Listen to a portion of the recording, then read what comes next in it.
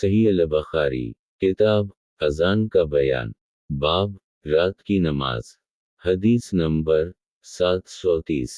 ترجمہ ابراہیم بن منظر ابن ابی فدیق ابن ابی ذب مقبر یہ ابو سلمہ بن عبد الرحمن حضرت عائشہ رضی اللہ عنہا روایت کرتی ہیں کہ نبی صلی اللہ علیہ وسلم کے پاس ایک چٹائی تھی جس کو آپ صلی اللہ علیہ وسلم دن میں بچھا لیتے تھے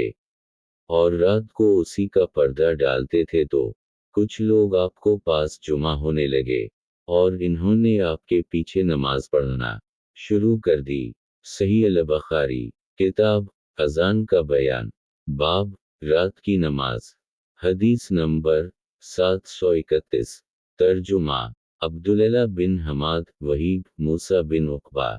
سالم ابو النضر بصر بن سعید زید بن ثابت رضی اللہ عنہ روایت کرتے ہیں کہ رسول اللہ صلی اللہ علیہ وسلم نے رمضان میں ایک حجرہ بنایا تھا۔ سعید کہتے ہیں مجھے خیال آتا ہے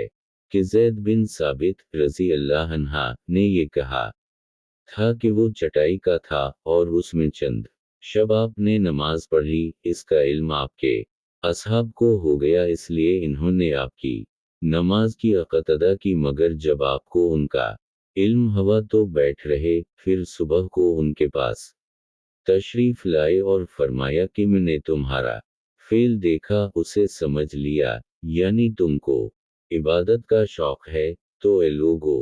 اپنے گھروں میں نماز پڑھو، کیونکہ فرض نماز کے علاوہ آدمی کی نمازوں میں افضل نماز وہ ہے جو اس کے گھر میں ہو۔ اور عفان نے با سند وحیب موسیٰ ابو النضر بصر زید رسول اللہ صلی اللہ علیہ وسلم سے روایت کیا